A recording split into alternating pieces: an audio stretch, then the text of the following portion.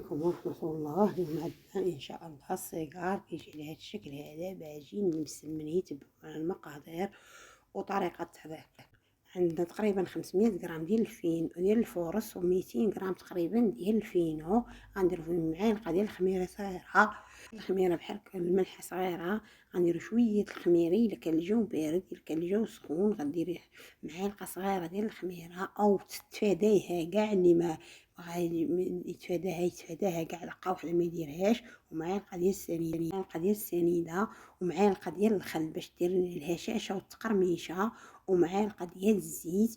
وغادي نعجنو بالماء دافي. نتوما تبعوا معنا الطريقه. انا حطيت لكم هذا كيجي غزال في الفطور، غنعمروه بالخضره باش ناكل الخضره، ندخل الخضره في الفطور ديالنا.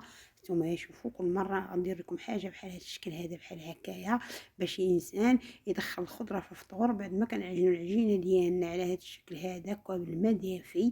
الا كان الجو سخون غنعجنوها بالماء بارد على حسب الجو. ملي غنعجنوها نخليوها ترتاح لينا واحد 2 دقائق تقريبا وبحال هكايا، وغنبداو خدامين بها. هي العجينه بعد ما عجناها غنخليوها ترتاح، وغنمشيو للخضره. غناخذوا الخضره اللي عندنا في الدار غنستعملوها: خيزو، القرعه، ليشو، البصله، الفلفل، الخضره اللي عندنا. انا ما غلاء الاسعار ما غنقولش لكم ديروا هذه ولا هذه. نتوما كتشوفوا الخضره اللي درت انا: خيزو وحده، درت شويه ديال الليشو، شويه ديال البصله، وشويه ديال القرعه، وحكيت كلشي بحال هذا الشكل هذا كما شفتوا معنا. كندير في العطريه معلقه ديال التحميره، معلقه ديال الخرقوم، راس معلقه ديال الابزار، راس معلقه ديال الثوم بودره، شويه ديال الكمون، شويه ديال القزبر يابس، شويه ديال الزعتر او اعشاب منسمه، والزيت. وغنحطوا هادشي كلشي فوق الوطا يطيب لينا.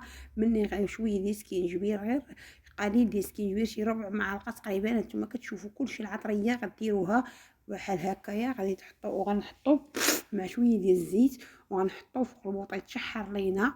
غنحطوه فوق البوطه يتشحروا لينا. مني غادي تشحر لينا غنعقبوا ان شاء الله العجينه ديالتنا. نتوما غتشوفوا معايا الفيديو، تبعوا معايا وسمحوا لي واخا كنهضر بزاف.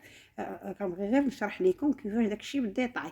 هاد العجينه ديالنا بعد ما كورناها بحال هكا، حنا كنكوروا معكم العجينه ديالنا. نتوما كما شفتوا معنا العجينه ديالنا كنكوروا فيها بحال هكا على هذا الشكل هذا. غنكوروها كلها تقريبا على شكل منداليه، ولا بغيتوها تجيك مصغر تصغروا ديروا قل.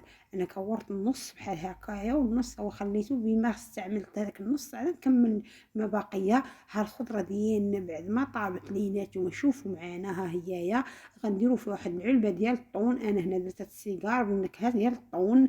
غنديروا في واحد العلبه ديال الطون. بعد ما غنحيدوا ليه الزيت ديالو، شويه الفرماج اللي عندها الفرماج تستعملوا، اللي ما عندهاش غدير فرماج كما غندير انا فرماج ساندويتش. دابا غنرقوا هاد المسمنيات ديالنا، هاد السيجارات غنرقوهم بحال هكا كما شفتوا، ماشي بحال الشكل ديال المسمنيه، ولكن غنرقوهم شويه على شكل بحال الطول ديالهم، على شكل طولي.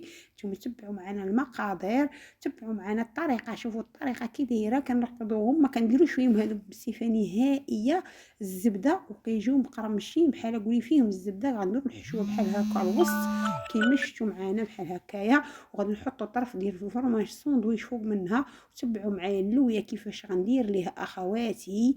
تبعوا معايا الله يجازيكم بخير. هانتوما تبعوا معايا شوفوا كندير ليها بحال هكايا.